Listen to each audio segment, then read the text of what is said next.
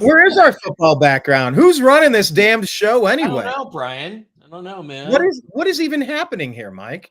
It's like it's like the clowns are in charge. You want to be in charge, you got to handle your bit. You got to take care of your chicken, as Marshawn Lynch would have said. All right, here the chicken has been taken care of. We have our football helmets. Take care of your chicken, man. Take care of your chicken, man. Marshawn Lynch, one of the funniest players. Who's on the Mount Rushmore of funniest NFL players of all time, Mike? Well, I don't know. Marshawn would be on there. I think Thomas Hollywood Henderson. Terry Bradshaw couldn't spell cat if you spotted him the A and the C. That was pretty good. Sherman could be pretty funny. That's two Seahawks, though. I don't know. Yeah, I always like Peyton Manning. Is that Peyton Manning or Peyton Manning? Right, Peyton Manning. Peyton Manning. I mean, he's been classic. I mean, for everything he's done. The bit he did on SNL when he was just like drilling these little kids with bullet passes and knocking them over, and he's like, "Come on, man, and hit you in the hands. You got to catch that." It's one of the funniest sports skits I've ever seen of all time. Yeah, Peyton, one of the greatest. All right, well, thanks for joining us, everybody, here on Strictly Football.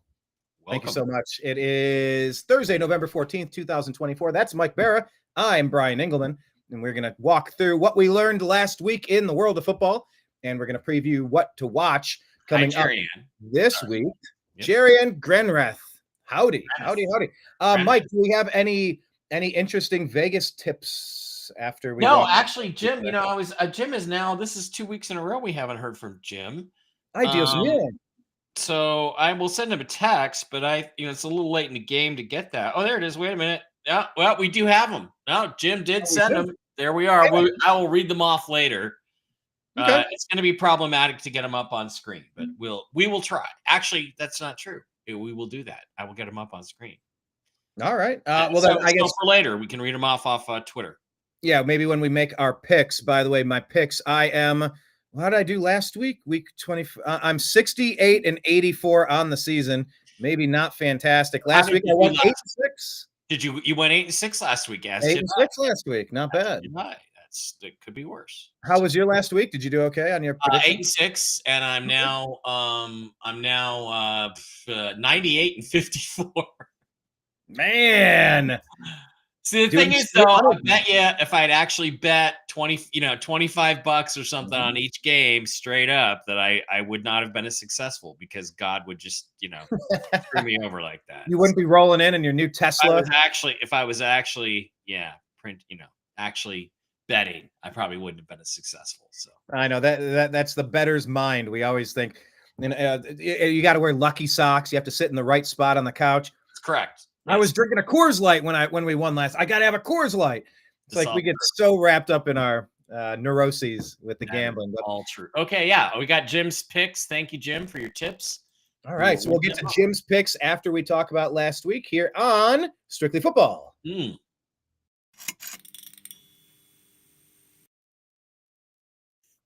All right.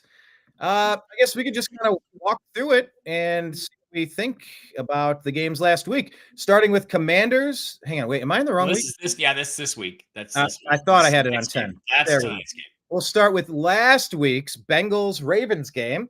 Expected a close game. I expected the Bengals to get the win. However, Baltimore, doggone it, the Ratbirds pull it out 35-34. Ravens improved to 7-3 on the year. Bengals fall to 4-6. We had 4 passing touchdowns from Joe Burrow, 4 passing touchdowns from Lamar Jackson. I mean, the AFC North, which used to be the AFC Central, is really turned into a bit of an offensive league, at least with these two teams sometimes. What did we learn in this game? The Ravens stopped the 2-point attempt to win the game, and that's kind of what Baker Mayfield and the Buccaneers did not get, where they could have went for 2. Instead, it went to overtime. They never saw the ball, and they lost. Yeah, they should have gone for overtime. So it was kind of, I think that was hanging over the heads of who was it? Zach Taylor, the Bengals coach. It was hanging over his head. Good point. And he thought, I'm going to go for it if I get down there. And he did, and it didn't work out for him. But, that's the risk you take with 2-pointers. Again, Burrow and Lamar, 2 fantastic quarterbacks. And this just, again, reinforces Seahawks fans that you've got to have a quarterback like this to have any chance to go into the Super Bowl. Having said that, The Ravens aren't going to the Super Bowl. Not with that defense, not with that run defense. They couldn't. I don't think they could stop you and me on 3rd and 1 if they had to. So they're not really very good defensively. But entertaining game is entertaining as hell. Great game to watch. And 2 elite quarterbacks playing like elite quarterbacks. And that's what you got to have. So the future is bright for these 2 teams, whether they go anywhere this year or not. A lot of the league is waiting for Lamar to do some damage in the playoffs. Hasn't quite happened yet. Joe Burrow's gone really deep, but hasn't been able to secure any hardware. Yeah. Just kind of waiting to see who's going to be the mantle bearer. It just, you keep looking at how do you get past Patrick Mahomes? Whether it was Michael Jordan, you can pick your sport. When somebody dominates a conference for a decade or more, it's really hard to break through and get any championships. The Dan Marino effect, the Jim Kelly effect. Especially when you're playing, 11 on 18 with all of the guys in the black and white stripes, also helping the GOAT. Oh, no doubt right there. I want to highlight a standout performance that gave me 55 points in my fantasy football league. Mike and I have talked about maybe starting a dynasty football league for next season. Maybe. I think that would be fantastic, actually. But Jamar Chase had 11 receptions on 17 targets, 264 yards, 3 touchdowns. I mean, that guy got me 55 points in my fantasy. That is how you define elite when it comes to wide receivers. And no, DK Metcalf, you don't get paid that much because you're not that good as that. You're not. You're good, but you ain't that good. So good, but you ain't that good. Let's shift over to this other game. Carolina Panthers, they defeat the Giants 20-17. The battle of 2-7 teams. The Giants fall to 2-8. Panthers improve to 3-7. They got a 36-yard field goal in overtime, and that was a Germany game, by the way. I really liked. Did you happen to catch the officiating? He made at least one of the calls in German, and the crowd. No, I did not catch that. That's amusing, though. Oh, it was so good. I'll see if I can pull it up. But what were your thoughts on this one? Well, again, I think it's the tale of the quarterbacks is what's interesting. Bryce Young didn't have a lot of yards, but he played more controlled. He didn't make any catastrophic mistakes. He kept his team in the game. He moved the ball a little bit with his legs and his arm when he had to, and didn't have the interceptions. Daniel Jones, who at one time, when he played the Seahawks, he was phenomenal. Fell on his face. Looks like he's going to get benched. Yeah, let's watch this. This is good. This is going to be good. Yeah, this is pretty nice here. This is Ed Hockley. Did I full screen it too much? Oh, actually, that's a perfect view. Okay, here we go. Ed Hockley in Germany. Fehlstart, Angriff. Oh. 5 Yards Strafen. It's by the center. It's 3rd down. Oh, look at Sean Hockley. There we go. Showing up. He is. Hockley's always want attention, don't they? Hooked on phonics, man. Hooked on phonics. I love the call from, I believe that was Rich Eisen. I've met Rich. I like Rich. He's a great announcer. So I thought that was cool. Good announcer, horrible person, but good announcer. Oh, you don't like him? You've met him, Oh, just listen to his politics sometimes. No, I don't. Sometimes I don't like him. I know that he cheers for that team up north, which makes me dislike people. I'm a Buckeye fan, but anybody who well, let's just not get into politics. Let's try to make it strictly football for the first show ever. Can we just focus on football, Mike Bara, please? Yes. It's usually me that brings it up, but this time it was you. Okay. But good way to grab the wheel and take it back over. Okay, so this is a battle of who is competing for the number 1 overall pick. Right. Looking at quarterbacks for next season. Giants have the inside track. Yeah, right there with the Cleveland Browns, my friend. Yeah. Browns are gonna Browns. All right. Did Malik Neighbors even play in that game? I didn't even really notice him. Can we go back real quick? I didn't notice. We'll go to the box score. He did play. Neighbors, but he only had he had 10 targets. 10 targets. He just wasn't effective. And if Malik Neighbors has shown that he can get open, so if you can't get him the ball, then you got to get a quarterback that can get him the ball. So maybe. Although Wan'Dale Robinson, this guy who stepped in for them, I picked him up in one of my fantasy leagues, and he's been helping me big time. And that really is the key to fantasy football. He's a good player. Dealing with injuries and getting people to sub. Well, the next quarterback of the New York Giants, who should be drafted this year, is going to have a little bit to work with then, isn't he? All right, fair point. Well, I don't know that Danny Dimes is long for that team, and You know, you see Saquon Barkley crushing it elsewhere, and it's like, oh man, what are the Giants even doing up there? But I could say the same about my Cleveland Browns. Okay, let's talk about what are they doing over there. Here's another one. The Patriots got to win. This helps the Browns if we're going for that first-round pick. Thankfully, now that we traded 3 of them away to the Houston Texans, we own our first-round pick for the first time in a long time. Thank God we own it this year. Could you imagine giving away a top 5 pick? No, the only time that's ever happened to one of my sports teams was when the Sonics traded a first-round pick for a guy named Gerald Henderson for the Celtics. And it ended up being the number 2 overall pick. Fortunately, the Celtics spent it on Len Bias, who ended up coking himself to death 3 days after the draft. So Len Bias. So that was pretty hilarious. That the Celtics, because Red Auerbach smoking his cigar, and then you drafted a guy who coked himself to death. Good job, Red. I would. By the way, I would like to see Seattle get a basketball team again. I think you guys deserve a basketball team. I don't care about the NBA. The game sucks. We got hockey. I'll watch hockey for my winter sport. I would disagree. My Cleveland Cavaliers are 13-0, one of only 6 teams to ever start 13-0. And I remember when they were 0-19 one year. I remember that.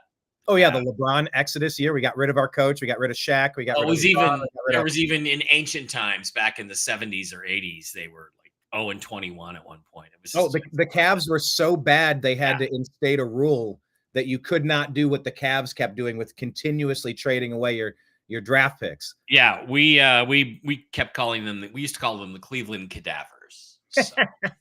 There's a nice wraparound to Len Bias. I saw the Cavs play in Seattle once in like 1976 or 5 or something. Oh. Spencer Haywood scored 54 points that night against the Cavaliers. Was World B. Free playing? World B. Free? Probably. Yeah, I don't remember. It was a long time. Dingo Smith, Austin Carr. It was a long time. Some of those teams. Yeah. Austin Carr. There you go. Yeah.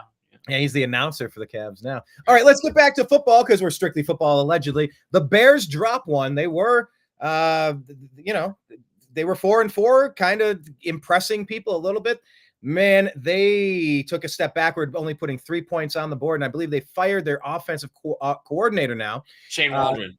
Yeah, so they lose 3-19. Patriots end up going 3-7 on the season now, which is great for the Browns. Let's get some separation, more 3-4 win teams. Let the Browns sit where they are. So what's going on with the Bears and firing the offensive coordinator? Is this on Caleb? Is it on because what people are saying is that Caleb is being coached to be so scared that you dink and dunk, almost like the Geno Smith mentality. And I'll even say it's the Deshaun Watson thing. When Watson was airing it up, now is his shoulder the same? Is his head the same? The system the same? I don't know. Yeah. But when a player's letting it rip versus they can't trust themselves to put the receiver in a position to make a great play, you get a different player. And it's like they drafted a guy from USC that aired it out, and the Bears kind of weren't letting him, and they weren't succeeding. So they made a big change. What do you make of all this? Well, he's got Cole Kmet and DJ Moore and Romo Dunze. He should be able to get the ball downfield. Shane Waldron is not a good offensive coordinator. He was the Seahawks offensive coordinator the last couple of years. He did okay. Geno Smith's first year in 2022. I know Russell Wilson didn't like him very much.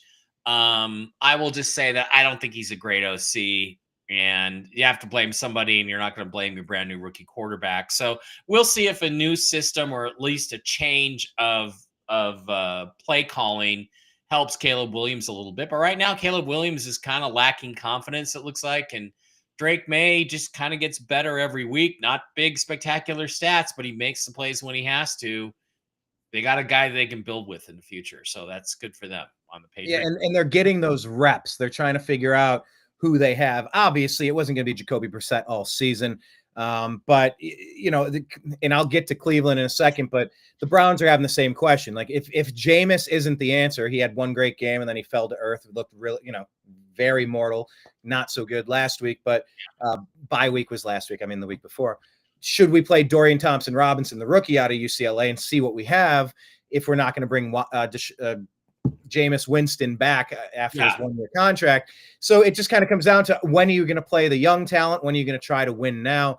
I mean, I think the Browns have a 1 or 2% chance of making the playoffs. So it's pretty unlikely we're going to try to win now. But we'll see. We'll play the young guy. Yeah, I'm kind of leaning in that direction, but yeah, we'll see what happens with Caleb Williams with the new leadership there. and watching Drake May progress. All right, how about this one? Indianapolis Colts, Joe Flacco looked mortal for the first time ever since he's elite. He's an elite quarterback, as President Trump says. But yeah, 3 interceptions helped the downfall here. But look, Josh Allen had no touchdowns and 2 interceptions as well. So if we're going to be critical, I mean, it's not like the Bills had great play, but Indy falls to 4-6 on the year. Buffalo improves to 8-2. What did you take away? Well, yeah, Josh Allen can run the ball, and he made some plays with his feet, even though he struggled in the passing game. And the Bills are just a better physical team. They're a better overall club, and I think in the end they just sort of, put the physicality into the game and pulled away at the end and won it. And I'm not sure what the Colts are doing. I think after this game by Flacco, I think they should be putting Anthony Richardson back in and let him take his lumps. I understand they're not happy with him kind of quitting on the team. Oh, I just needed to take a playoff, but get him back out there and try to get something out of him, because otherwise you have just wasted a very high draft pick on a guy. And thank God they took him and not the Seahawks. So that's all I got to say about that. They took him 1 pick before the Seahawks probably would have taken him. So. Yeah, you wonder in a situation like that, was him taking a playoff a culmination of a lot of things, and bad work ethic and bad attitude that you've seen through 2-a-days into practice, into the games, and into the study session? I don't know. I'm not inside the room. But yeah, it almost feels like you got to give him a chance to kind of redeem himself. Doesn't strike me as a high character guy. Or a high intelligence guy per se. Yeah. Once again, the Cleveland Browns, their left tackle, Jedrick Wills, who's on the last year of a deal, he was quoted as saying he made a business decision to not play against the Ravens 2 weeks ago. And so then the Browns benched him and put DeJuan Jones at left tackle now. So maybe he said something inarticulately. He elaborated later saying, my knee got buckled, hyperextended, the same one I had surgery on. I took an extra week off because I wasn't fully ready to go. I said I made a business decision that I didn't want to injure myself or risk, being out there at 40%. It came out inarticulately, but it's like the Browns have kind of moved on from Jed Wills anyway. So they're going to see what they have in DeJuan Jones, since he's 6'7", 6'8", and he's 350 pounds. He's a monster of a man over there. But yeah, the things you say in the sound bites can definitely be taken out of context from time to time. Well, but that's why you've got to have a guy that's really on top of it and knows that every word he says is going to be scrutinized, right? You got to be savvy. You got to they have to take media classes. You got to know that. That's a first-round pick. He should know better. Yeah. But let's go to this game here. A first-round pick that knows better. Patrick Mahomes. Oh, he's so great. He's so dreamy. He can't lose. Yeah. Turns out the field goal that would have won the game for Denver, the 5-5 Denver Broncos, perhaps surprising at 5-5. I don't know what's more surprising. Let me start there. The Chiefs get the win 16-14. Kansas City improves to 9-0. Are you more surprised at Denver being 5-5, or are you more surprised at the Chiefs being undefeated? Definitely more surprised at Denver. The thing about the Chiefs is they haven't played very well, but they're still 9-0. They got a little bit lucky. Let's get real. You don't very often get a field goal block, but they schemed it out well. Andy Reid is one of the best at scheming guys open and scheming plays. I don't know that he came up with the block on this, but it's kind of lucky to win a game on a block field goal. Let's be honest. But sometimes, if you're going to win a Super Bowl, you got to have luck sometimes. And I think it's I think Bo Nix played pretty darn well once again. He's looking more and more, I got into a big argument with Rob Staten, who's a Seahawks blogger guy, the one that I respect the most. And he's, Bo Nix is nothing more than a 3rd-round pick. And I said, look, I saw the guy play live in the Pac-12 championship game down here at Allegiant in December with Michael Penix. And I said, both those guys are mid to high 1st-round picks. And Bo Nix has proven me right. So I got to stuff my chest out. But it was just, this is a game the Chiefs should not have won, but they got a little lucky. So good for them. And they're not going to stay undefeated. They're not playing well enough. But they're 9-0 is 9-0, and you are what you are, right? You are what your record says you are. Larry is saying, jumping in, Larry Fletcher, what's up? Saying Caleb Williams didn't impress him all that much at USC. Yeah, me either. I would have stayed away from him. I thought he was. I multiple red flags for multiple reasons. Right. I think the pink fingernails is part of it and the lipstick. But for me, it's like character matters, because no matter how good a guy is, if he's Cam Newton in the character department, you will never win a Super Bowl. And I don't think Caleb Williams is ever going to win a Super Bowl. I don't think Shadur Sanders is ever going to win a Super Bowl. So are you going to go through the hassle of drafting him? Good point. Good question. If you do, well, I guess that's why date somebody if you don't see the opportunity of marrying them. For sex, that's a good reason. Just get the sex. For the crazy sex, that's good. But you don't expect it to go beyond that. You're right. Crazy pink fingernail sex, as it were. Okay, let's talk about the Riz here. Nobody beats the Riz. Coach Darren Rizzi gets the win in his first game. And look, the Falcons were starting to seem a little juggernaut-ish, dare I say. Yeah. They were 6-3, but now they dropped to 6-4. New Orleans, once again, in the race for top draft picks next year, they grab an unnecessary win, making it 3-7 instead of staying as a 2-win team. I don't know. What do we take away from this one here? Not much. Falcons should have won this game. They didn't. Derek Carr was very good, if not good enough. And Saints got a little bit back on track. I don't really blame Dennis Allen for their woes. A lot of injuries. When you lose your starting quarterback for 4 or 5 games, that's going to affect your record. But, it's too bad about that. But basically just the Falcons, I think at the end of the season, the Falcons may look back on a game like this and say, this is one we blew that we should have had, and it's going to cost us the playoffs. But you know what? Arthur Blank endorsed Kamala Harris, so fuck the Falcons. Arthur Blank did? Yeah. He has such affordable prices at his stadium. I like that about him. Well, I guess can't win them all, I suppose. Something you want to billionaires, yeah. Something you want to keep an eye on here in the fantasy realm. Marquez Valdez-Scantling, the oft-traveled wide receiver for the New Orleans Saints. He got 3 catches with 2 home runs attached, 109 yards. I mean, that's a great day. They have some injuries in their wide receiver core, so he's going to get some opportunities with Olave and Saheed out injured. And I'm sorry, but Taysom Hill, what the hell are you paying Taysom Hill $14 million for, $30 million or whatever you're playing? This guy's a fullback or a tight end, basically. Just what the hell are you doing, Saints? Move on, okay? He's a little bit of everything for that team, but like they say, when you have 2 quarterbacks, you have none. They say that in college a lot, and it's definitely a pro thing, having lived through Kelly Holcomb, Tim Couch, and all these quarterback controversies over the years. Also, keep an eye on Bijan Robinson, gets 2 touchdowns. He's been one of the best backs in the league, but he hasn't really had the numbers to show it as of late, but he has been coming on more so this year. Just keep an eye on him. Bijan, I'm always surprised when he doesn't have bigger stat lines for fantasy purposes. But change the screen a little bit. It's hard to. I mean, it's bigger, but it's Which does that do better? What do you like? What do you like? It's all good. I'll switch the game. You go with the layout. Let's talk about this game here. This one I watched intently, as I am such a big fan of Baker Mayfield and always will be. I believe you are as well. So we're both Team Baker. And look, it was a close game. Baker's stats weren't incredible, but he didn't make any stupid glaring mistakes. He's also missing his top 2 wide receivers, Evans and Godwin, of course. This one came down right to the end. San Francisco had just enough to get the win, improving to 5-4 on the year. Meanwhile, the Buccaneers fall to 4-6 on the season. Purdy thrown for 353 and 2 touchdowns. Yeah. That's a pretty good day. What did you think of this game? This is a pretty good game, pretty close game. It was a good game. I feel bad for Tampa. There's probably 2 or 3 games now that they would have, could have, should have won that they've let slip away. And it's not really that they're chokers or anything like that. They just didn't quite get it done. They're beat up. They're banged up. That's an issue. And I feel bad for them because they could have won this game. 49ers are tough. They got Christian McCaffrey back. He didn't do very much, but the threat of Christian McCaffrey is enough to change up the way a lot of teams play you on defense. And just in the end, the 49ers got what they needed. They got the field goal they needed. And Brock Purdy, don't tell me Brock Purdy is not elite, because he can be when he needs to be. Yeah, and they have their own injuries that they're dealing with. Yeah, they got McCaffrey back, but they got wide receiver issues as well.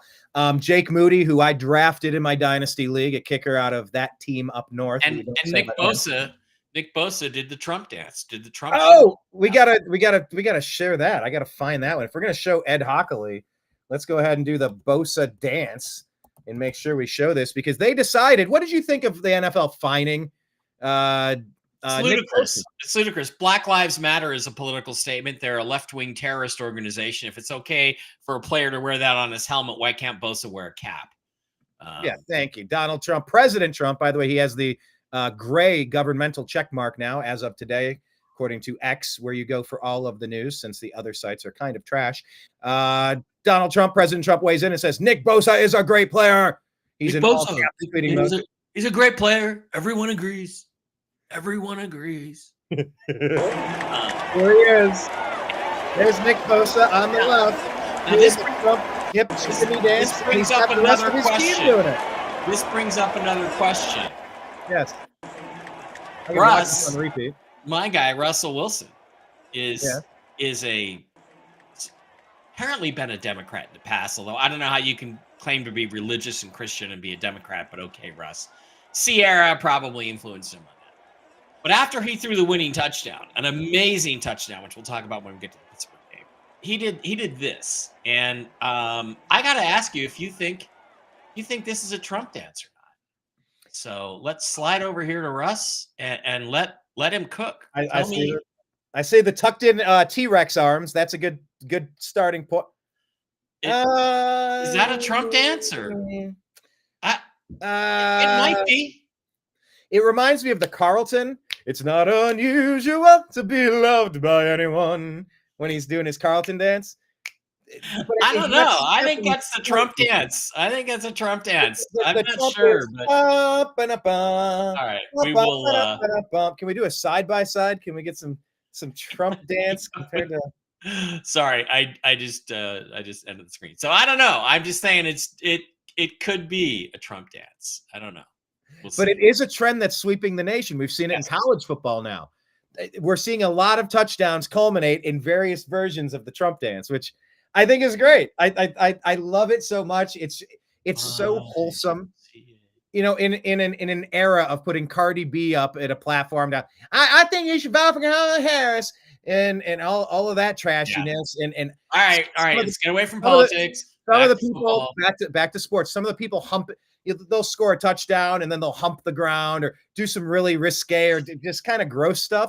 I just think it's I don't know. It's heartwarming. It's just kind of, it's so nerdy. It's cool. I like the dance. I like that it's sweeping the nation and I look forward to seeing more of it for sure. Okay. We'll get back to sharing this tab instead. Back to, where'd it go? Over here. Thank you, Mr. Producer. That would be me. So what do you think of that game? 49ers. Well, I hated how it turned out, but it was a great game. You know, Baker needs to do a little bit more. He only had one touchdown. Like I said, he didn't make any big mistakes, but he's throwing to. I mean, who's he throwing to? Obviously, Rachaad White, man. Kate Otten is a good player, but Rachaad White. But I mean, who are these other people? Raheem Jarrett, Sterling Shepard. They picked him off the waiver wire. Yeah, I mean, they're missing their top two guys. So like, it's a game. It's a season where, there's 2 or 3 or 4 games that Tampa Bay could have if they'd have pulled one of them out, they'd be in much better shape. But that's the way it goes. But they still have plenty of games left. Although they don't play the Falcons head to head, they might be stuck in that battling for a wild card position. Yep. They had their chances. All right, let's jump to the Steelers and your guy who was dancing here. That was a nice little segue. Russell Wilson gets it done. Wow. Mike Williams escaped purgatory. He was obviously on the Chargers for a number of years and ended up on the Jets, wasn't doing anything there. He's like, guys, can I go somewhere? You'll throw me the ball. And then he catches a touchdown here, and Russell Wilson gets the win. I know you root for him and follow him. They beat a tough Washington Commanders team here who dropped to 7-3 on the year, while somehow the Pittsburgh freaking Steelers improved to 7-2. They can never have a bad season. It irks me so much. Tomlin's a good coach. It's a solid organization, and now they have a quarterback. And Russ didn't have big yardage numbers, but everything else was fantastic. 3 touchdowns, no interceptions. 1 interception. Did he have 1? Oh yeah, he did have 1. I think that was I don't remember that. I don't remember that one specifically, but and he made the last touchdown throw was literally perfect. Is perfect. And Russell Wilson's ball placement is the best in the NFL. It still is. Really? In spite of his injuries, his ball placement is the best. And it's funny because the media hates him. especially the East Coast media, they hate Russ because he's religious and he wears it on his sleeve and he's Seattle and they all put him down and they've never voted for him for all pro and all that shit. And he just keeps rubbing their faces in it. And, oh, what a fantastic catch by this guy or that guy. What they never comment on is the perfect placement of the ball every single freaking time, especially on the deep throws. The deep throws, there's nobody better in the NFL. Mahomes, nobody's better than him. Wow. And he's done this for. I know you would say that, Mike, having watched Russ his whole career as a Seahawks fan. You're remembering early Russ. I'm thinking back to the past couple of years. He's been injured. He's been ineffective. He's been hobbled by. I'm remembering deep ball placement was still perfect on literally every throw, and he is in consideration for the best deep ball thrower of all time. And wow. I honestly don't know anybody who's more accurate on the deep ball. I've never seen anybody better. There may be guys that are as good, but I've never seen anybody better. And he won the game. He won that game on his own and beat Jaden Daniels, who is, the old lion beat the young, the young lion. And it's, it may not be that way in 3 years, but it was yesterday. So, they say the same about like Baker Mayfield. He can play and he can play well, but can he win the big game? Can he come from behind? If it comes down to you need a game-winning drive, Baker's not your guy. And it's like, well, I've seen it happen. I've definitely seen it happen with Baker against the Bengals, the game-winning touchdown. Yeah. Rashad Higgins, that one play, I think he threw 5 touchdowns that game. I've seen it happen. And I think the Buccaneers gave the Lions their only loss of the season, or one of their only 2 losses. Might be. Yeah, they did beat them. Yeah. I know they're capable there. Russ Wilson, was he so bad last year that you'd consider him in the comeback player of the league range? Well, first of all, under the old rules of the comeback player of the year, he could have won it. But last year he had 26 touchdowns, only 8 interceptions. He had 2 touchdown passes dropped that I saw. He had 2 more callback on absurd penalties. He should have had 32 touchdown passes, or what was it? 26, might've been 26 and 8, and a 98.0 quarterback rating.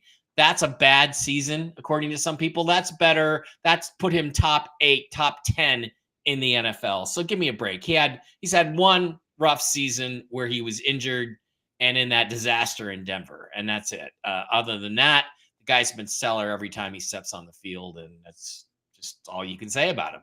So, all right. Well, that's what I will say about him. That is what you did say about him, and yeah, Russ is cooking over there. Doggone Steelers, man. I wish they could be bottom feeders for a decade or two. Is that so much to ask? No, it's not. So consistently competitive, and the Browns have so consistently not. What?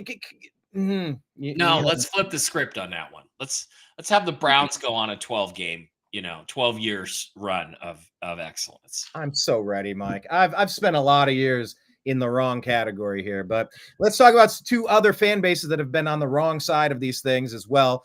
Do the Vikings ever have they don't have a Super Bowl championship, right? They've been to 4 Super Bowls and lost all 4 of them. So they're like the Buffalo Bills. Okay, yes. They've gotten close. And the Jaguars have been a pretty they've made the playoffs over the years as becoming a franchise expansion franchise in the 90s, but they dropped to 2-8 on the year. Part of me really wanted them to win to get them out of the 2-win club, helping the Browns draft pick. But they fall again 7-12 in a baseball game that broke out in this one. What did you take away from this with Mac Jones filling in at quarterback?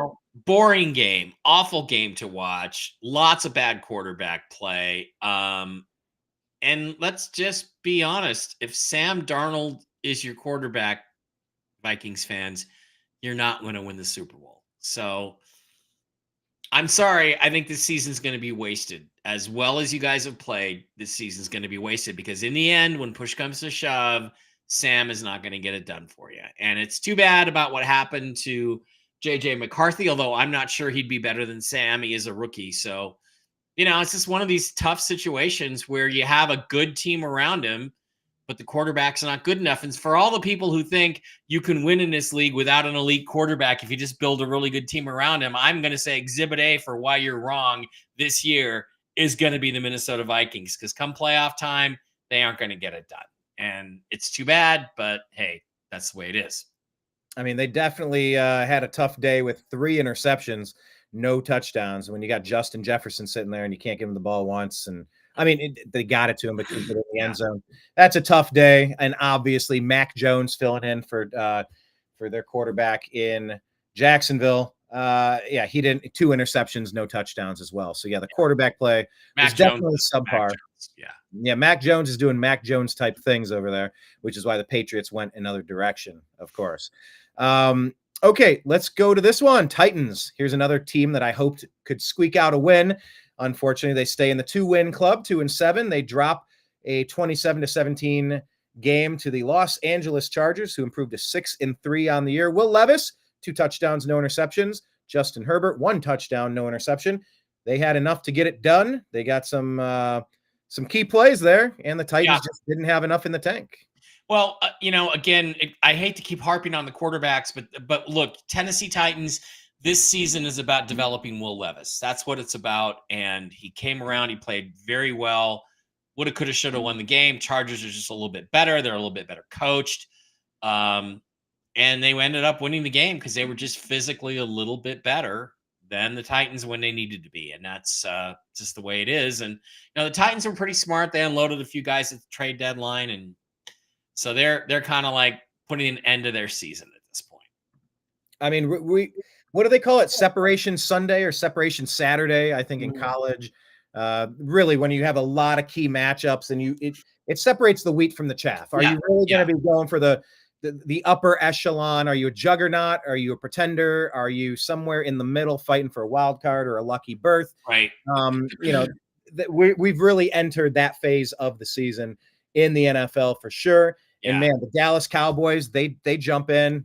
Look at that, 6 points. Obviously, they're without Dak Prescott. He's done for the season. Yeah. It's going to be a long, expensive season for the Cowboys.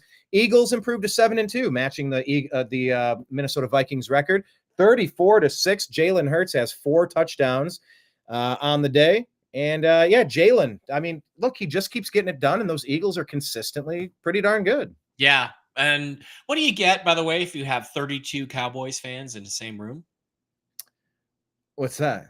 A full set of teeth. Oh, you stole my Steeler joke. Okay. Cowboys are ass. Cowboys are ass. It's that simple. Even if Dak was healthy, they'd be ass. They're expensive. They've spent a ton of money on some key players. We talked about this last week. I don't see Bill Belichick going there. I don't. The situation is a nightmare. So they are going to be the Dak Prescott contract is going to be the equivalent of the Deshaun Watson contract in a couple years. People are going to be like, how the hell do we get out of this? It's just a mess. They overpay for players that aren't that great, that have these great reputations. And, they just CeeDee Lamb. Keep hearing about how great CeeDee Lamb is. Give me a break. I mean, he's one of the top 5 receivers in the NFL. No, he's really not. Hey, when I've drafted him in fantasy, he hasn't done much for me. They just, I don't know what to say about the Cowboys except they're ass. The Eagles are not ass. They're playing better.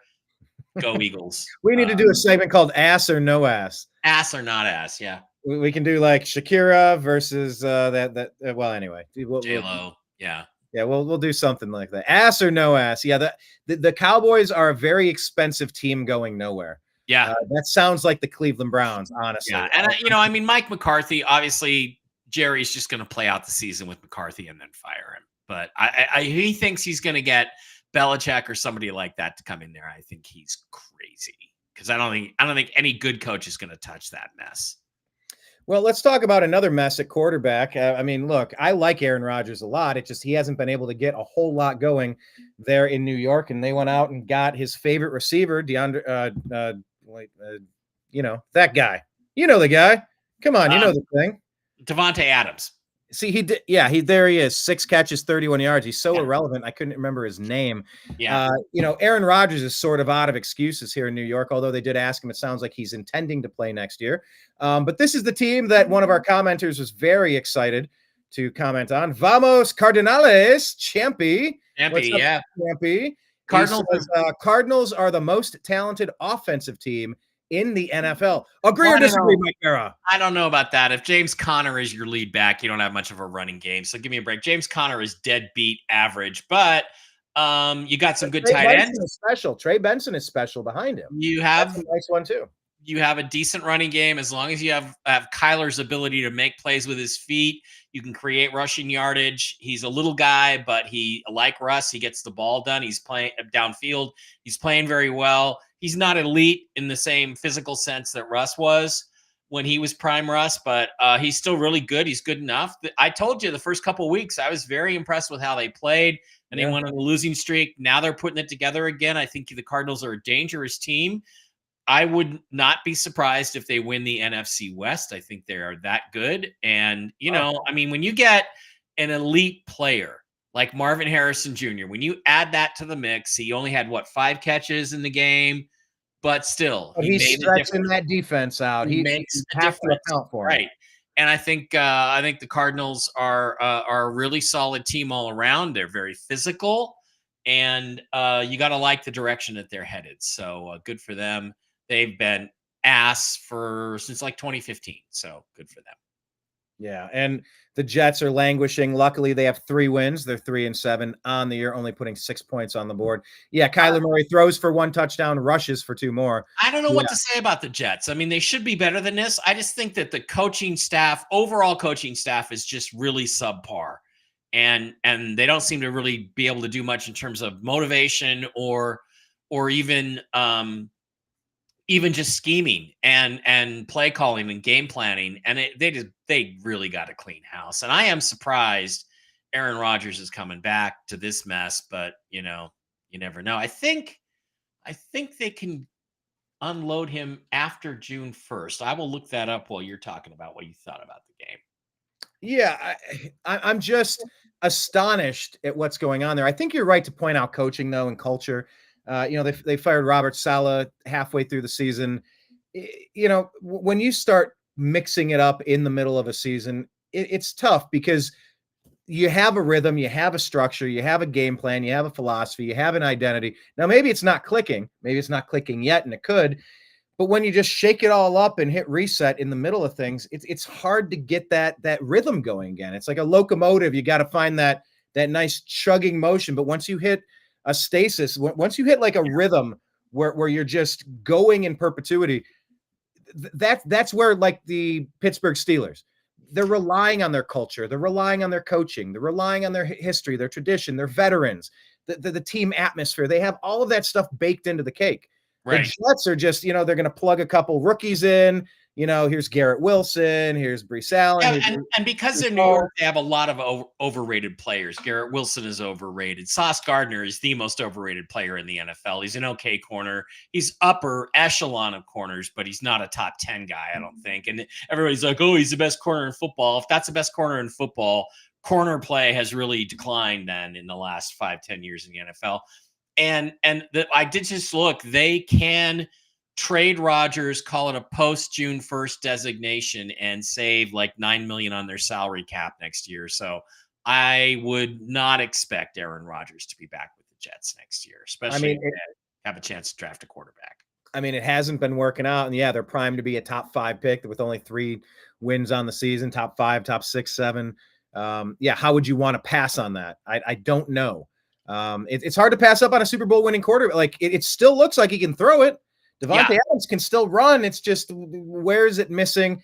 I don't know. It's very interesting. But you're saying if you were GM, you would blow this thing up. You'd say, if I had a chance to draft the right quarterback, I would definitely move on. Yeah. And is there anyone in this draft that you like particularly, and any that you think are just overrated? I don't think you're high on Sanders. I don't know. I'm not high on Sanders from a character standpoint, but he kind of fits the new model of quarterback. But like you look at his character, I don't think he's a Jaden Daniels in the leadership and character department at all. Deion Sanders is scum. I think, the apple doesn't fall far from the tree. I think you're going to get a nightmare with Shedeur Sanders, but he's got undeniable talent. Cam Ward from Miami. He was the quarterback for the WSU Cougars for a couple years. He ain't that good, folks, but he's going to go top 10. The guy I like the best right now is Quinn Ewers from Texas, who I was very impressed with last year in the college football playoff. And I do put a lot of emphasis on that. How does a guy play in the biggest games on the big stage? That's critical. And so we'll see. But if the Jets, if they end up with a chance to draft one of the top quarterbacks I really like, then if I was them, I would move on from Aaron Rodgers. Get what I can get. Yeah, Quinn Ewers, obviously, well, he was a Buckeye. He got pushed out by CJ. Yeah. You know, a lot of great Buckeyes were pushed out. I mean, Joe Burrow couldn't make the team. He had to go to LSU and win a national championship and a Heisman down there. I mean, right. It's a good spot to be in. They call Ohio State wide receiver university. Of course, they've had so many great running backs over the years too. It's just Ohio State cranks out talent. Yeah, I like Quinn Ewers. I like a few people. I don't know. I don't know who we should build a franchise around, but I know the Cleveland Browns, who were on a bye week last week, so I don't have to go too in depth on this or anything. Geez. Okay, so I guess we were both spared, huh? Wow. Not this week. Not this week. Yeah, so we'll see who ends up going in the top 10 in the quarterback realm next year. But yeah, the Jets have a big decision to make. Are they going to stay with someone who's won a Super Bowl in the past and he still has something left in the tank and you just got to rebuild the system? Or do you just continue that rebuild and knock down the foundation? Depends on how close they think they are. I mean, it just does, So agreed. I mean, if the receiver cornerback guy from Colorado that everybody thinks is going to win the Heisman, I forget his name, Walker or something.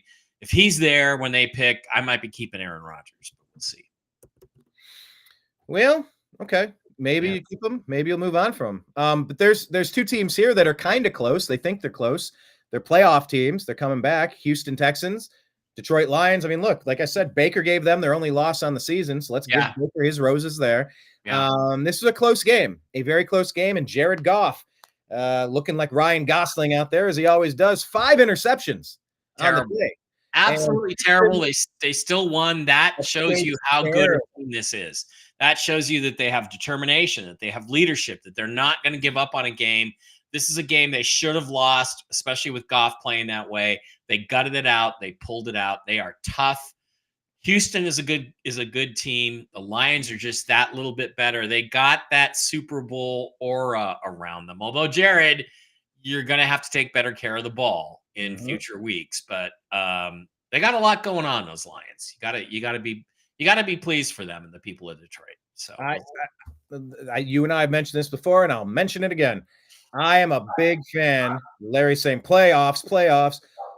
Any team that hasn't won a Super Bowl, I'm rooting for that team. Any team that hasn't been good for a really long time, I want that fan. The happiness should be spread across the 32 cities. Except the Cardinals.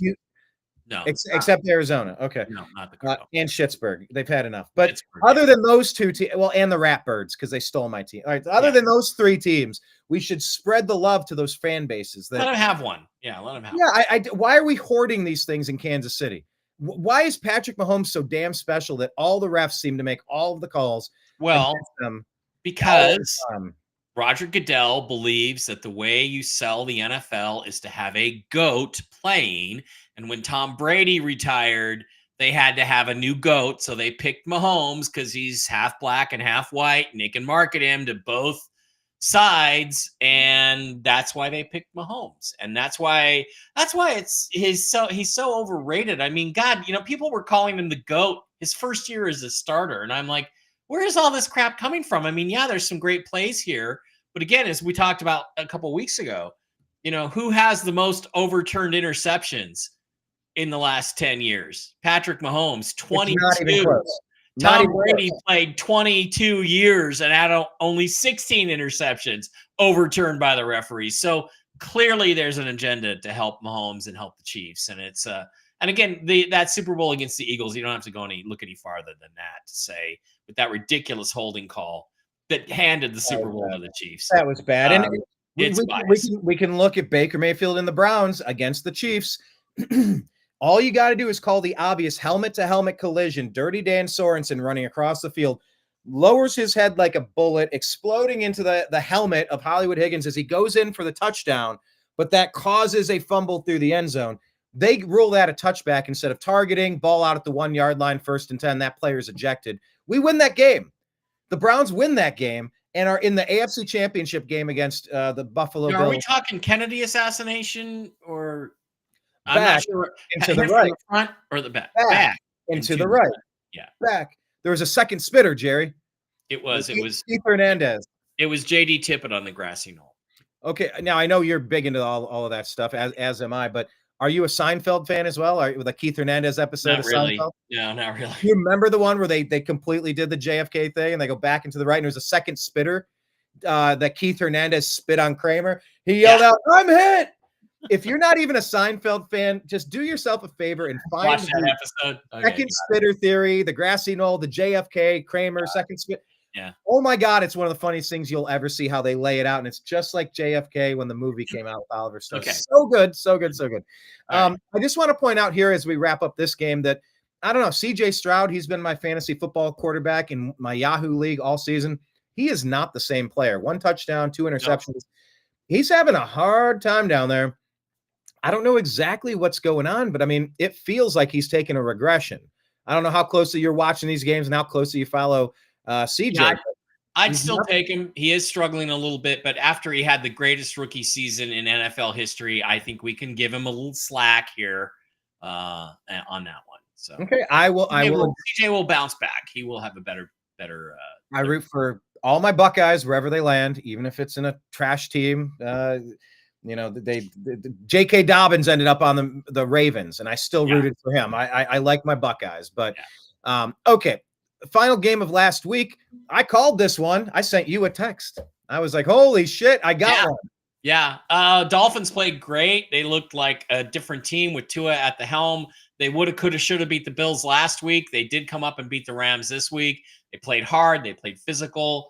Tua was really, really good, and the Rams bubble burst. You know, what you see is that the Seahawks made the Rams look a lot better than they really are. The Vikings, coming off of a short week against the Lions, which Jim Mitchell pointed out, that's always a losing proposition, made the Rams look better than they really are. And the Dolphins, I thought, exposed them in LA. And it was an entertaining game. And, you got to cheer for those Dolphins. They don't have any chance to make the playoffs, but it was good to see them bounce back and get a win and look like a football team. Play with some pride. That was good for them.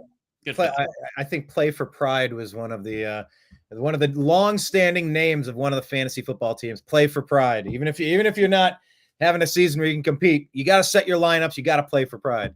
Tyreek Hill ended the longest scoring drought of his career, and I can tell you all about it because we drafted him in our first round of that Yahoo league, and he's been killing us along with CJ. I mean, I don't know how we're barely on the verge of a playoff berth, barely floating around 500, but my God, what a fall off for Tyreek Hill that was supposed to be gangbusters this season. Got a real touchdown pass in this one. Tua came back. Let me ask you this question. Are Puka Nacua and Cooper Kupp the two best possession receivers in the NFL? Not just as a tandem, but period. Are they 1 and 2? I mean, those guys, if you want to sideline catch with, tapping two toe taps on the sideline in a big moment, they seem to always get it for you. What do you think about those two guys? Well, we got Cooper Nacua. We got Puka Kupp. Really, their names are almost interchangeable too. Yeah. They're weird names. Cooper Nacua, Puka Kupp. You're like, what's happening? Am I like a children's episode of Barney or something? I don't know, some animated series. Look, they got lightning in a bottle with Puka Nacua. I mean, you could say it's a system guy because how many times with the Patriots they would plug and play a Wes Welker? You'd get a Julian Edelman. You'd get that. He's a gym rat. He's real shifty. He's deceptively quick, is what they say for all the white wide receivers out there. But the Patriots had a rhythm where they would put a slot receiver in and they would excel. No matter who it was, they just crushed. They were system players. The question with Puka Nacua, is he a system player over there with Sean McVay? Yeah. Because we saw it with their other guy who's been getting injured, Cooper Kupp. When Cooper Kupp is in, when he's healthy, he's one of the best in the league. And by the way, fun fact for fantasy as well, in my dynasty league, I drafted Cooper Kupp coming off an injury low. I picked in the draft Justin Jefferson. I had Jamar Chase. So my 3 receivers, Cooper Kupp, Jamar Chase, Justin Jefferson. It is a murderer's row. It's like the Bronx. Yeah. It's like the Bronx Bombers with Ruth and Gehrig and Mantle. It's just how do you get such great players on your team? I don't know. I got lucky, so I'll ride the wave. I don't know. Do you think they're system players or they're superstars? Like, what do you think about the comparison to the Edelman? If you have a guy like Stafford that can throw the ball accurately on those out routes, they're great. They're absolutely great. On the Rams, they would be great on other teams, but you have to have the quarterback that can accurately deliver the ball. And Stafford makes some of the best throws in the league, just pretty throws all around. So good for him. That is true. Okay, we could talk about week 11 in a second because we're going to make our picks. But first, I think we might have some of those insider wagering tips. I think you said. Let's get Jim's tips up on the screen, right? Let's do that. Here we go. I'll take mine down. Jim Mitchell, my buddy here in Las Vegas. Can we go that way? Almost. Yeah, maybe this one is the best. It gets so small. Here, I'll go like that. There we go. Or actually, can we maximize? There we go. That's the biggest. All right, let's talk about Jim Mitchell's tips. I don't have a cutie picture of Jim with his corgi this time around. I didn't have time to make a graphic. Tell people once again who Jim is and the fact that he's been giving us picks over the past several weeks. Jim is an ex-Las Vegas police officer, retired. He is a stud sports betting picker. He plays poker, been in the World Series of Poker a number of times. Awesome guy, smart guy. Knows his shiz when it comes to football betting, and just a buddy of mine, and his wife Regina makes the best pizza you will ever have in your life. Seriously. And I believe Regina invited me for pizza last time in the chat. Yeah, they all think you're cute. All my lady friends think you're cute. So, all right, let's go with Jim's tips for this week. Wait, I'm sorry, what was that? You just worked that in? What the heck was that? All my older lady friends think you're really cute. Bro. Oh, you. Oh, you. Yeah, they think you're cute. So. Oh. All right. Dogs of 6 or more points are 29-4 against the spread this week. That's the Bears, Jaguars, Raiders, Seahawks, and Cowboys. Seahawks and Cowboys. Keep that Seahawks in mind. Packers are 10-0 straight up against the Bears. So I would say I think the betting trend is to take the Packers. Dogs of 6 or more points. Yeah, points. Okay. Dogs. The Bears are 11-24 straight up the last, what is that? 33 games. Sounds to me like you ought to bet the Packers. Your Browns are 16-24 against the spread after a loss. The Saints are 2-8 straight up against playoff teams. Lamar Jackson is 18-5 in his last 23 games straight up. Bet Lamar. Steelers, I hate to tell you this, are 7-1 straight up against the Ravens. They're 26-3 as a home dog. They are 24-9-2 as a dog against the AFC North. Steelers Ravens underdog is 16-1-1 against the spread, and Russell Wilson is 13-3 against the spread as a home dog. Sounds like the Steelers might be a good bet. Gardner Minshew is 12-19 against the spread. We don't know if Gardner's going to play for sure this week. Mac Jones is 2-15 against the spread. Do not bet on Mac Jones. Lions are 30-9 straight up in their last 39 games. 23-7 against the spread at home. Goff is 31-11 against the spread indoors. And the NFC North overall is 19-11 against the spread against non-division opponents. Also applies to the Vikings. Brock Purdy is 13-4 against the spread at home, and the 49ers are 6-0 straight up against the Seahawks. Okay, keep that in mind. The Falcons are 6-15 straight up on the road, and the Broncos are 12-20 against the spread. Chiefs are 12-1-1 against the spread as a dog, and they're 11-3 straight up as a dog. They're not dogs very often. No, they aren't. The Bills are 8-4 straight up against playoff teams. Burrow 17-6-1 against the spread after a loss. That's why there's so many ties in here, because a tie can be against the spread. Burrow, however, is 1-17 straight up on Thursday, Sunday, and Monday night. Let me repeat that. Joe Burrow is 1-17 straight up on Thursday, Sunday, and Monday night. And remember, we bet straight up in this podcast. Burrow, however, is 14-6 straight up as an away dog, 24-7-1 against the spread versus teams that covered the week before. Cowboys are 16-5 straight up. I think you can throw the Cowboys stuff out because no Dak.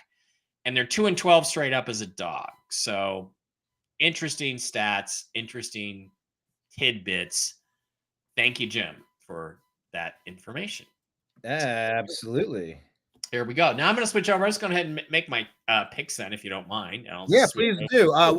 I wonder, you're 98-54, and I'm 68. So you're up 30. You're not going to catch me. Okay. Well, am I 15 ahead? So if I win 15 and you lose 15, do we gain 30 games back? Or I have to do, it's a half point.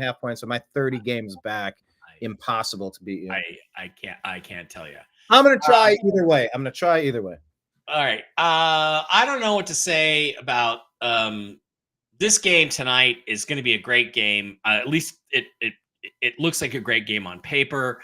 Redskins versus Eagles, both 7-3 and 7-2. For me, what's just going to decide is I'm going to take the home team. I'm going to go with the Eagles in that one.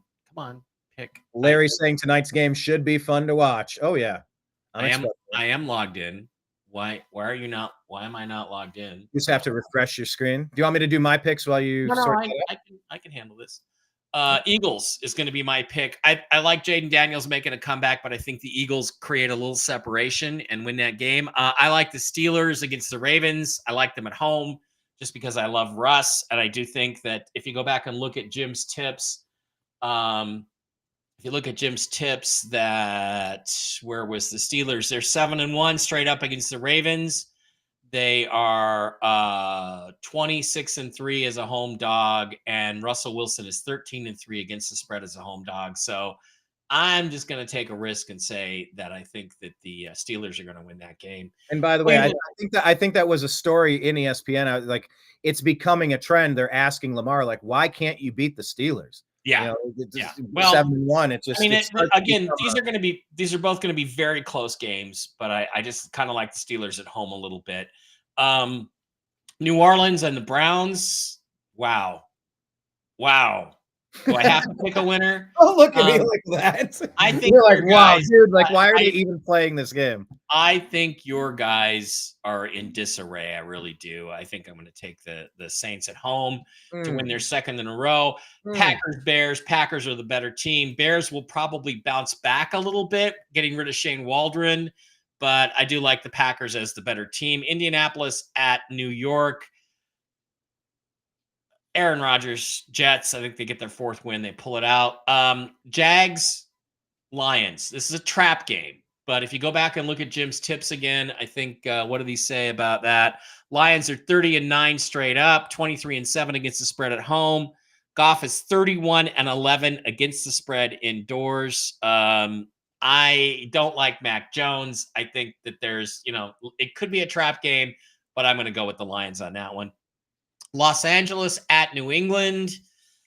I like the Rams. I think they bounce back, get to 5-5. Las Vegas at Miami. Two bad teams, but I like the way Miami responded last week. I think they get 2 in a row. I think Tua gets them in a row. I like that. I like the development of Will Levis. He was a guy I wanted the Seahawks to pick 2 years ago, but I'm going to take the Vikings on the road to pull that one up. Out Broncos. Falcons. Broncos bounce back at home. Falcons are going to have a hard time at that altitude. They're a sea level team. That makes more of a difference than you would expect. Seahawks at San Francisco 49ers. All right. The Seahawks' best game of the year was against the Atlanta Falcons after a mini bye. Thursday night game, play on Sunday. Mini bye. They had extra time to game plan. They got their guys healthy. They went down and played their best game of the year. I think they're going to play another really, really good game, but I think the 49ers are simply too good and they're on the road. So I'm going to take the 49ers to beat the Seahawks in a game that will be surprisingly competitive, but the Seahawks fall to 4-6. Kansas City at Buffalo. I think this is it. I think Kansas City finally meets their maker. Josh Allen and the Bills pull it out at home against the Chiefs. Cincinnati at Los Angeles. The records say the Los Angeles is better. The Bengals are playing pretty well. I'm just going to pick an upset and take the Bengals over the Chargers. And what do they say about Dallas, Brian? They're going nowhere fast. They're ass or no ass. They're ass. Our ass. The Cowboys ass. Are ass. So the Battle of Texas, I'm taking CJ Stroud, my guy, and the Houston Texans because the Cowboys are ass. And those are my picks for the week. Nice. Yeah, I got to see where we differentiate here as we pull up mine. Let me switch my screen. How did my screen get so tight? Zoomed up. Yeah, why? Hang on, let me switch. That's not gonna. Ooh, that's too bad. Your face is way too big. There we go. That's better. There we go. Can I fix this eyebrow now? Oh, there we go. Okay. All right. Yeah, we can see that. But that's weird that your screen, it worked. I mean, it was perfectly centered there when I tried it. Okay, let's go through resolution. It's screen resolution. That's all it is. Okay. Well, like I said, I'm 68 and 84 on the season, but I'm improving. I had a decent week last week, and I aim to do so as well. That's right. Okay, so Washington at Philadelphia. I believe you went with the Eagles on this one. The Eagles are the superior team. They do have the pedigree. They are at home. They have the limelight, but I think Jaden Daniels is built for the limelight, and I think they're salty about that close loss. Yeah, you're going to have to re-enter just like I did. You know, Brian, it's an interesting pick because you could pick either way, but this will be a good test if Jaden Daniels comes through on the big stage, and you really know you got something special going on there. Exactly, and it's one of these benchmark games. There's a couple of mile marker games each season. That's like when everything collides, and the outcome of the game is way more important than just one win or one loss. It's really the fork in the road games. Playoff teams find a way to just keep leaning this way, and teams that find a way to lose, they just fall off. I'm going to go with the upset there. I think maybe it's a coin flip chance here, but I'm going to go with the underdog, I suppose, Washington, to get this win. You picked Russ. I think Baltimore is going to come through in this one. They do have some leaky defense, of course, but I just think that Lamar's due. I don't know why he can't seem to beat that team, but I think that's going to change. Cleveland, New Orleans. Hey, Cleveland had that bye week, and I think it's really going to help them. I think they went through a lot, getting rid of Deshaun, going to Jameis, having a week or two, switching left tackle is a big deal with Jed Wills. I think the Browns are going to come out and show you that they're a decent team. Expect them. This will be my big prediction of the year. I think expect them to go, maybe not win every game from here on out, but I think we're a way better team than this record goes. And we got rid of Zadarius Smith, but we have some competent backup players that can jump in and fill that role, if not overachieve and perform as well. Expect the Browns to be a little bit more competitive after the break than they were. Either team could win that game. They're both bad, so either team could win. Yeah, and it's almost like this is the time of the year with a bad team. Am I rooting for my team to win, or am I rooting for us to lose so we can have a high draft pick? I hate when this happens. I wish I could just focus on playoffs, but we are where we are. And if there's a 2% chance to make the playoffs, I'll go for that and see if we can. Green Bay, Chicago. I know you went Green Bay. Yeah. And Chicago was terrible last week.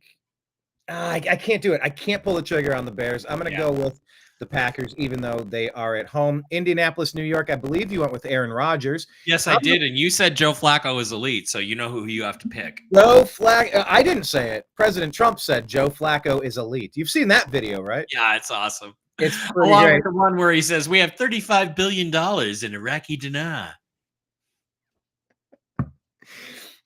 Think about that, folks. I'm just gonna say, think about it. Okay, it's huge. It's gonna be huge. Everyone agrees. It's huge.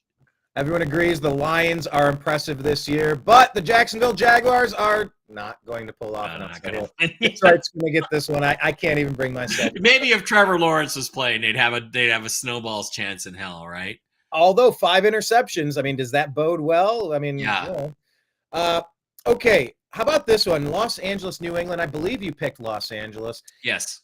How about let's see some improvement out of the Patriots? They have that residual echoes and shadows of Brady and championships and Belichick. There you go. They have tradition, even though they have new leadership, but they've stabilized their boat, kind of like the Denver Broncos have. They're kind of starting to find their sea legs a little bit. Yep. And look, they're 4-5 over there. I know they've had some injuries, but they're a beatable team. I'm going to go with the upset because I got a few games to make up on you. Las Vegas, Miami, I can't contradict your opinion there. I think Miami is clearly the better team, but they've been playing about as good as the Browns have in the first half. Luckily, Tua's back. Hopefully he can stay healthy. Hate seeing those injuries. I'm going to pick the Dolphins. Minnesota at Tennessee. Minnesota at Tennessee. Got to still stay with Minnesota. They're a 2-loss team, and then this is a 2-win team. I can't really justify Tennessee getting this one. Now, this one, you went with Denver. The altitude and the elevation being a major contributing factor to this game. I do get that, but I do think Atlanta is better than their 6-4 record shows. They've won the big games that matter, and I think that they're going to pull this one off. I'm going to go with the upset here with the fail cons, as you call them. Seattle, San Fran. Yeah, I mean, same boat. Seattle can win games. They're sitting around 500. San Francisco somehow is sitting around 500. But the pedigree of San Francisco, I just think it's night and day. I think they're tough every single week. They're a tough out every single game they play. Picking the 49ers here. I agree. Buffalo's prime for this upset. I think this is going to be the game where the 72 Dolphins break out their champagne and Kansas City suffers the first loss, thankfully. I do think Cincinnati is the better team here. Did you pick Cincinnati? I did pick Cincinnati, yeah. I just don't – I'm not impressed with the Chargers. I don't care what their record is. I'm just not. Well, then, for posterity, I'm going to go ahead and pick the Chargers because I got so much ground to make up with you. But I do think Cincinnati's better than their 4-6 record shows as well. So that's my conundrum there. But look, Harbaugh has them playing okay. You know, they're playing some organized football over there, and they've righted their ship. I'm impressed with what they've done. I wish the Browns could do it. Houston and Dallas, of course, that's the easiest thing I've ever seen because Houston without a quarterback is having a bunch of problems, and those are my picks for the week. All right, now one last pick before we end this show. That I got to pick my notes. There's a Seinfeld where he picks his nose at a stop, but it's on the outside. Yeah, she sees it from this side, and it's a supermodel. Another great episode. All right, Jake Paul or Mike Tyson? Oh, now we're off of strictly football. I love it. Wow. Okay, I have my thoughts on it, and they're not going to change based on what you say. I would love to hear your thoughts before I comment. Well, Mike Tyson looks jacked, but he's 58 years old or 52 or 56 or whatever. He can still fight, I'm sure. Jake Paul, I don't even know who Jake Paul really is, but he's in his 30s. He's like 31. If Paul can survive the first couple of rounds, he can probably wear the old man down. So 27-year-old Jake Paul. 27-year-old. So from Ohio, by the way. So yeah, he's douchey, but he's doing big things, and I appreciate anybody trying to do big things. Yeah. So I don't particularly hate the guy. Tyson is 58. I mean, I don't really know who he is. Is he even really a professional athlete? I don't know. I thought he was a podcaster. No, I don't know. I'll say for the past several years now. Now, is he fighting tomato cans? He's taken on some UFC fighters who, you know, maybe they're not pure boxers, but he's been ramping his game up as his training and his development has grown. And you can't get much bigger than Tyson. Obviously, he's 58. I get it, but am I going to beat Michael Jordan in a game of one-on-one, even though, you know, he's so old? He's still Michael Jordan. Yeah, exactly. And one's a professional athlete and one's really not a professional athlete. But Jake Paul, like I said, I want to give Jake Paul some credit. He has really taken the training seriously. I mean, dude is jacked, and he is really seems to be putting in the energy to become the best boxer he can possibly be. He's not going after the number one in the world, but he's carved out this niche where he's going to make more money than those top boxers will. So kudos, and you're bringing back interest in a sport that has really lost its shine to the MMA. Right. So having said all that, I think Tyson's going to knock him out because I think Jake Paul's afraid of him, to be honest. So that's what's going to happen. That's what I think. But we'll see. That's a good idea to go to a casino and watch that fight tomorrow night. That'll be fun. Would you put any money on that one? Are you probably not. No, because I don't. I mean, they're two complete unknowns. I've never seen Jake Paul fight. I don't know if he can fight at all. Maybe I'll do some research. And Mike Tyson is 58 years old, so no, I'm not putting any money on. Yeah, well, so I might put $20 on. There you go. Just to keep it interesting. Yeah, I have thoughts on this game, or on this matchup rather. I have a hunch they have a little bit of a gentleman's agreement. Like, look, we're doing a boxing exhibition here. Yeah. We're all going to make some money. Mike, we know you've blown through some money over the years, but here's the good news. You can make some big bank in 2024 with all this pay-per-view. So, like, let's do it this way. You'll look good. I'll look good. You'll make money. I'll make money. But here's just some basic parameters, Mike. I love you, but basic parameters. Mike, take your shots. Take some hits. Yeah. Man, we got to let this go a couple of rounds as an exhibition. We can't have the Iron Mike. Like, if you're trying to pop the lid off me on a rock'em sock'em robot and just spring load my neck into the ceiling, people won't get their money worth. They'll think it was a joke. Like, let's extend it. So I think they probably have some sort of a gentleman's agreement to keep it extended. And my concern, if I were Jake Paul, would Jake Paul be concerned? Would he be scared? I mean, I don't think unlocking the version of Mike Tyson that comes out at night, the Tyson in the closet, you keep him chained and locked in the basement for a reason. You know, he's strapped and he's wrapped around the radiator. Yeah, I mean, he Mike Tyson could gnaw through chains if you tried to keep him back. Yeah. I don't know that you, and look, I've heard an interview where Mike Tyson specifically spoke about this, and he said, I don't fight anymore. It brings out a bad side of me. I started exhibition fighting, and it brings out a really dark, angry, bad side of me, a devilish side of me that I don't want to play with anymore. Yeah. You know, and like, I can appreciate that. And I always thought that in fights in high school, and like when people would, you know, you'd have friends and not so friends, and maybe you should fight people and you're like, whatever. And I always said, I don't trust myself in a fight. I don't want to unlock the version of me that is in a World War I trenches with the mud and the blood, and it's just elbows and fists, and, you know, the butt of your barrel of your rifle just smashing somebody into the ground until what your best friend's face was a pile of goo. You'll know what to do. I worry that they're going to unlock a demon in Mike Tyson, and he's going to knock Jake Paul. So who are you picking? I'm picking Mike Tyson in this one. I'm going with Tyson. I think he's going to unlock the wrong version of Tyson that he's tried to keep in the basement for a long time, probably for good reason. But like I said, Jake Paul's young. He's really put energy into it. He doesn't seem to be douching it up. He's definitely a douchey guy from time to time, but he's taking the training seriously. I think he's going to put on a nice show. But man, all it takes is one of those rock'em sock'em, because Tyson does that little jump spin thing where, like, you have a direct line at him and he jumps to your side, and now, like, he's out, the angles are off. That's what Tyson, he jumps and pivots on his hips. We'll see how ready Jake Paul is for it. I'll pick Tyson, but I wouldn't be surprised if it goes the distance. I would be surprised if Jake Paul knocks him out. Oh my God. There we go. That is a perfect. Holy shnikes. All right, you win the internet for the day, Mike. Right. That is exactly what we needed to see. You know what? Maybe share that one. Tag at TNAM Football on X. We started a new one for Strictly Football. I know that's not a football related one, but you know, we're going to talk sports all the time. At what is it? TNAM Football. TNAM for the New American Media. TNAM Football. And I put both of our pictures up, I believe. I still got to tweak all this stuff, but I created it today, thankfully. At TNAM Football. Yes. And maybe it'll show up. Did it pop up for you? No. But what?